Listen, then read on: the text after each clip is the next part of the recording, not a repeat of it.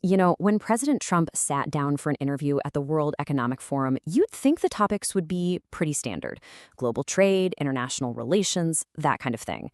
But wow, did this conversation take a sharp turn? It somehow connected the icy shores of the Arctic Circle directly to the American wallet. So let's break down the truly surprising agenda that came out of it. So the setting is Davos, Switzerland. This is that exclusive annual summit where the world's elite, we're talking leaders, CEOs, they all gather to tackle major global issues. It's a place that's usually all about predictable agendas and very formal talks. But this particular interview? It completely defied convention. In just one sit-down, the agenda swung wildly from the high-stakes geopolitics of Arctic security to some really specific proposals aimed right at the average American's finances. So, what were the most significant moments from this really wide-ranging discussion? We've gone through it all and broken it down into 5 key takeaways that piece together this fascinating and, let's be honest, pretty unconventional agenda. First up, a topic that really seemed to come out of left field: Greenland. Now, you might remember he previously suggested the U.S. should just buy the island outright, but here he revealed a completely new approach.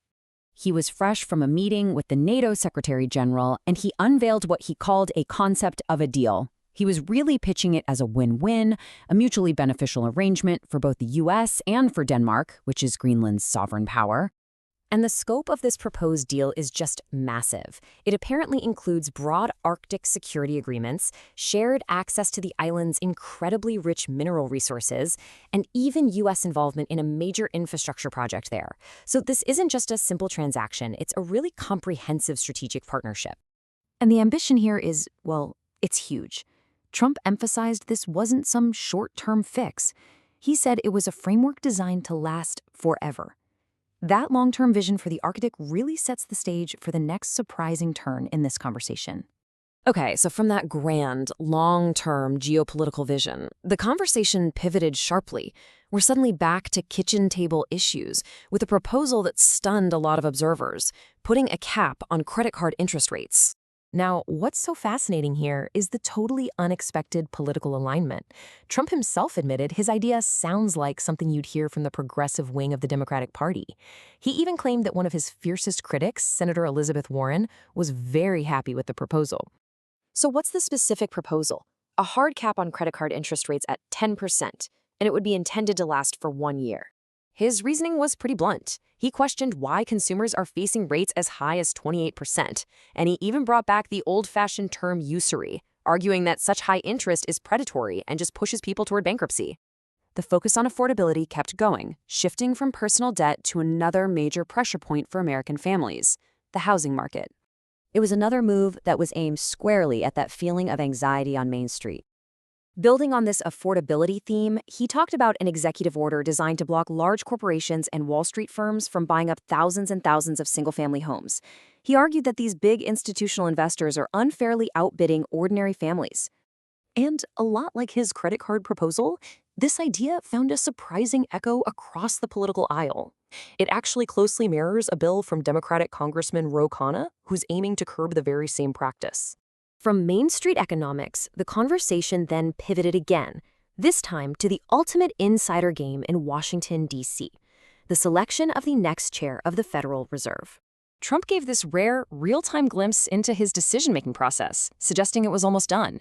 He literally walked the interviewer through it, narrowing the field from 3 candidates down to 2, before strongly hinting that he'd pretty much already made up his mind. So who was in the running? Well, the reported shortlist was a real who's who of finance and economics. It included former Fed Governor Kevin Warsh, current Governor Christopher Waller, economic advisor Kevin Hassett, and Rick Rieder from the investment giant BlackRock. For our 5th and final takeaway, the interview shifted dramatically to foreign policy, zeroing in on that tense and very volatile relationship with Iran. When he was pressed on what might actually trigger U.S. action, his message to Tehran was blunt and totally unambiguous. Their pursuit of nuclear weapons was the absolute red line. But he staked out a pretty nuanced position.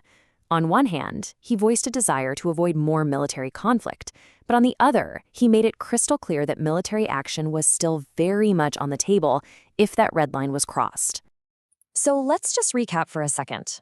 A forever deal for Greenland, a 10% cap on credit cards, a plan to block Wall Street from the housing market, a running commentary on his pick for Fed chair, and a stark warning to Iran. All of this in a single interview. That is a truly remarkable and unconventional agenda. And this all leaves us with a final, critical question. When you combine these populist economic policies with these really high-stakes geopolitical gambles, what does it all signal? What larger picture do these seemingly disconnected pieces even begin to form?